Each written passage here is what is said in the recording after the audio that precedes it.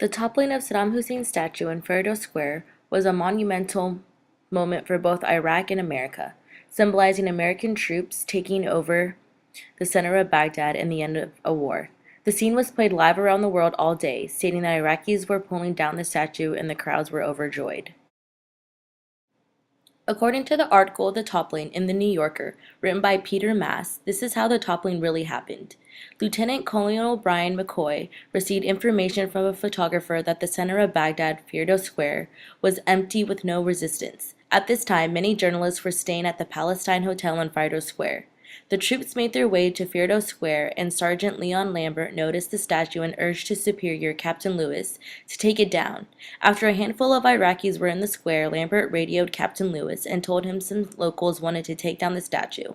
Higher authorities, like McCoy and President Bush, had no idea about the toppling, but soon Iraqis were using a sledgehammer to destroy the statue, asking some Marines to help them. Once McCoy ordered the statue be brought down, Captain Lewis told Lieutenant Tim McLaughlin to get an American flag up there, and he then handed it to the Corporal Edward Chin, who climbed on top of the crane to hook a chain around the statue. Chin didn't want to just aimlessly wave the flag, and while hesitating, he stated that the wind blew and the flag stuck to the statue's head. After realizing what was happening, McLaughlin's superiors quickly ordered the flag come down, because it would seem like a symbol of occupation, not being a welcoming symbol for the Iraqis. Instantly, this moment became infamous. Because the world's media was based as the Palestine Hotel in Firdo Square, the television networks had the opportune moment to go live. Although the coverage on the event started to have problems with the nonstop obsessive playing and the toppling and celebratory tone. The picture to the left is a wide camera view of Firdo Square the day of the toppling, contradicting the idea of a vast amount of Iraqis to be present for the toppling. According to Wired magazine, there was only several hundred people there, with a quarter and a half being either reporters or Marines. The Iraqis cheering weren't all because of the symbolized liberation, but they were cheering for the Mohammed, whose son would lead a revolt against American occupation. Already we see a false advertisement of why Iraqis were overjoyed in the square that day. It was the media that ultimately created the myth that victory was achieved, because in reality this was just a start to a long war, not the end of one. It wasn't the footage or the actual event that was false, but the message that was sent out by the media. Because the wide camera shot was never played the day of the event, it led many people around the world to have a misguided message of the situation. According to the Jerusalem Post, journalists who were there the day of the toppling complained that their reporters were going to be assigned much more significance than deserved, only showing tight camera angles where the public could see a handful of Iraqis celebrating. The event turned out to be an opportune moment for the media, but a false one at that, not measuring up to the ethical standards of journalists reporting the truth.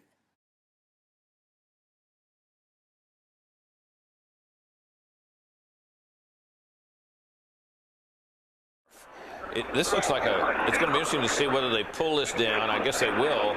And now it falls. A cheer goes around the square. There he goes. 3 weeks into the invasion of Iraq, the famous toppling of Saddam Hussein's statue in Firdo Square was heralded by the media as a symbol of victory. Jubilant seems too mild a word for what you're seeing here. But the war had only just begun. The saturation coverage depicted the toppling as a populist groundswell. But it was, in fact, a small event, shaped into greater significance by the media. The symbolic ending of this Firdo Square wasn't the end of a short war. It was the beginning of a long one. Watching these amazing scenes of ordinary Iraqis, citizens with sledgehammers. The toppling lasted about 2 hours. The networks almost never broke away. What is he doing? Oh, there we have it. Furling an American flag. This is going to be kind of fascinating and not a little suspenseful to watch here. I hope they're watching this all over the Arab Spring. Careful examination of those broadcasts and photographs suggests the crowd, which varied in size, topped out at just a few hundred. And it was to a significant degree composed of journalists and Marines. Just about 5 minutes ago. Nonetheless, between 11 a.m. and 8 p.m., CNN replayed the toppling every 7.5 minutes. Fox replayed it every 4.4 minutes. Wide shots from the live coverage, which revealed a more subdued reality, were not replayed. The iconic images that shaped public opinion in America did not reveal the actual scale of the event. Though some reporters cautioned editors back home that the event was minor compared to the fighting and looting elsewhere, a visual echo chamber occurred. Rather than find the news, editors urged reporters to focus on what was unfolding on TV. Similarities between these events and the events back in Eastern Europe. By the next morning, victorious images commanded front pages worldwide, along with language to match. The Berlin Wall, chip by chip, coming down, and then all the statues of the communists. Robert Collier, a San Francisco Chronicle reporter, awoke to find that editors had recast his story to emphasize triumph at Firdos. I was told by my editor that I had screwed up and had not seen the importance of the historical event. You have to think that there are going to be some minds changed as a result of these incredible pictures. By portraying the toppling as a moment of victory, the media conveyed a reassuring message, but a false one.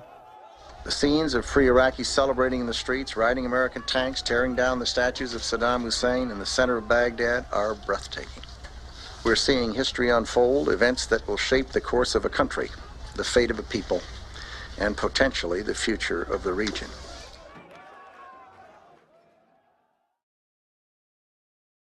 According to anti-war news, the U.S. Marines had to use loudspeakers to gather the Iraqis around the statue, already a sign of a fabricated story. Iraqi civilians were just another ingredient needed to make the toppling a symbolic monumental moment in history. Many journalists tried to tell their editors that the event was getting more attention than it deserved on television, but still they urged them to report about what was going on live in Firdo Square. Already I'm convinced that the event was unethical according to journalism standards. Reporters are supposed to seek and report the truth, and though some reporters were convinced that the toppling wasn't a major event, editors thought otherwise, which led journalists to turn this event into a worldwide historical moment, rather than seeking the truth of what was really going on. Around the world, the iconic scene of the toppling was replayed over and over again, sending the message that the war is over and the Iraqis are liberated by the Americans. However, this was just the beginning of a long 10-year war.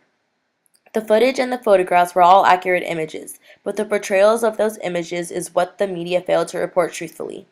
The toppling was seen as a huge moment in history, when in reality it was only a stepping stone toward a long war. Many publications stated that it was the Iraqi spontaneous idea to bring down the statue of their dictator, when in reality it was the U.S. Marines who decided to tear it down. In the videos that were replayed frequently, people around the world got the idea that there was a large amount of Iraqis in the square, and the close-up footage was able to spin the truth and support that idea. Never did the news that day show a white star of Firdo Square, and for a reason, because it revealed the true portrayal of the event. The media failed to report truthfully on the toppling of Saddam Hussein's statue, spinning the truth by using camera footage and photographs, when in reality, the story was enhanced and fabricated, and in no way do I find that up to ethical standards for journalists.